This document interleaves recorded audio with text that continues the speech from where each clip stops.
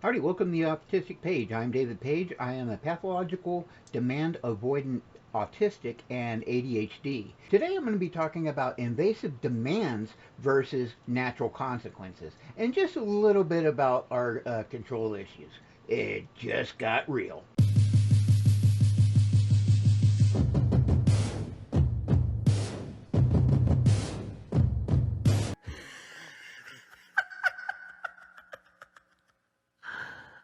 Oh, wow. I'd like to start out by talking about control. Now, PDA people are often described as having to have control. And that's completely true. However, is completely, absolutely misleading. Because we need to have control does not mean that we are controlling. And what I mean by that is I have to control my bubble. My, Everything that happens with me in my little world, I need to know what's going to happen, when it's going to happen, and so forth. Now, often it will be pointed out that like some kids will want to play with their parents and they tell their parents, okay, you're going to go here, you're going to do this, and you're going to say this. And they literally demand that the person does exactly what they say. Well, that looks very controlling, doesn't it? Yeah, of course it does. But it's not. Because what they're doing is they're trying to control their world. Now, the reason that we need this control is, frankly, for me, apprehension. Today I was with my wife in the kitchen and I saw a beautiful squash there and I wanted to cook it and I asked her, hey, you mind if I cook this? She said, no problem. So I picked it up, walked over to the stove and stopped, turned back around and put it back on the counter. Why? Well, by the time I got there, and this is a control thing, I need to control my environment. Well, the thing is there were unspoken demands from my wife. And this had absolutely nothing to do with her. But what I was concerned about was like, well, which pan should I use? Which one does she think I should use? Which spatula should I use? How much butter does she think I should use? And I'm putting all these unspoken demands on myself. And I basically just got so apprehensive that I turned around and put the squash back on the counter and told her I wasn't hungry. Well, this kind of upset her a little bit. And I can definitely see how it would look like I had an attitude, or I was being snobbish, or I was throwing a temper tantrum because I didn't get my way. No, it wasn't that at all. I lost my appetite. I got so apprehensive from even unspoken demands that she didn't even hint at.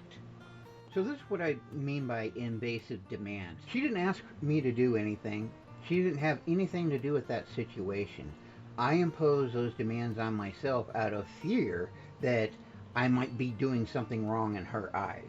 And it upset me so much that I was no longer hungry. So these demands, they don't have to be actual demands at all. They definitely can be unspoken and they can be cultural demands too. If somebody said hi, you're usually expected to say hello or whatever. That can be very, very difficult for me. A lot of times when people say, how you doing? I don't know what to say. I freeze. This is because it's a cultural demand that is being imposed on me. I am expected to respond and smile and say all these things. Now, I don't have a problem doing that. But the fact that I have to, that I'm expected to, will shut me down. I know it's sillier than hell and it doesn't make sense, but that's how it is. Now, to make things even more confusing, I was a hospital corpsman in the Navy. I got an honorable discharge. I worked for 15 years as a correctional officer. So even though I am pathological demand avoidant, how did I do this? Am I really even a PAD? Yes, I am. You see, when I go to work and they say do this or do that or whatever else, that's natural consequences. It's natural things I expect to happen. That's part of the program. And because I'm prepared for that before I go to work, I'm completely good with it. In addition to that, whatever happens at work does not affect me. That's not my world. That's just a workplace. I could give a crap less about it. I mean, I care about my quality of work and so forth, my work ethic, but it doesn't have anything to do with me. It's not me. So it's a lot easier to deal with because it's not my little bubble. The only problem I do have at work is if I have a micromanager or someone who just loves to assert their authority, I'm not going to be working there very long. That's all there is to it. I cannot deal with authoritarians at all. I even have a hard time with managers that think they know what they're doing and try to go into your workspace and change everything when they haven't been there in 6 months or whatever else. Those create a lot of problems for me. However, the jobs that I've had, I have been very independent. I worked for one job as a garbage man for 5 years, and in total, in 5 years, I think I may have interacted with my boss a total of 6 hours. Maybe. I don't even remember his name. I was that independent, and I just didn't need the supervision. I thrive when I can do things on my own.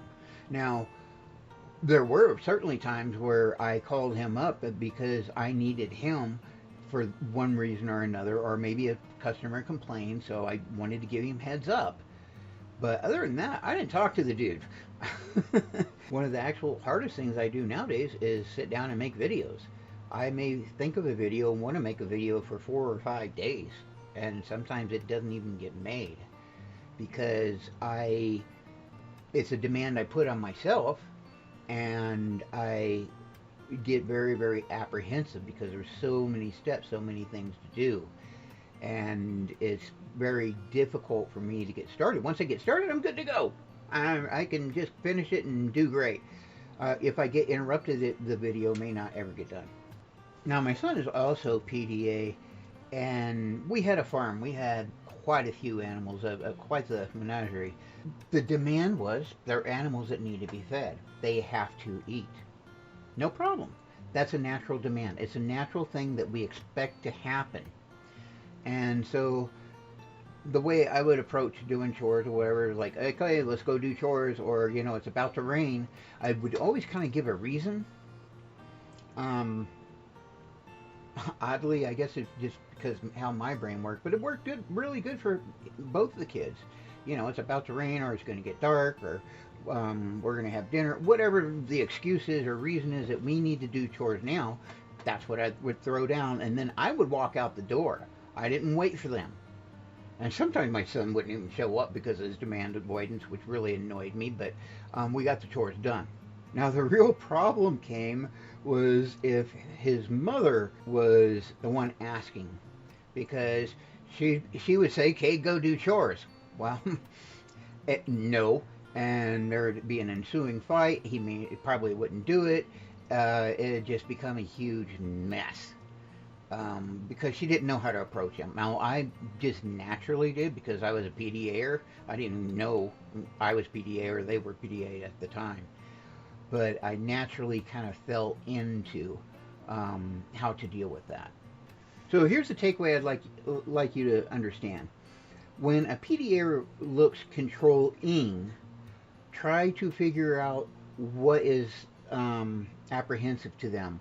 What is the demand that they're trying to avoid, unconsciously or consciously. Secondly, if you want to motivate your child to do something, frame it in a way of, in a sense of natural consequences, rather than imposed consequences. Now, as a PDA'er myself, the best way to frame those not natural consequences is to give me reasons, like I did for the kids to do chores, storms coming, what have you.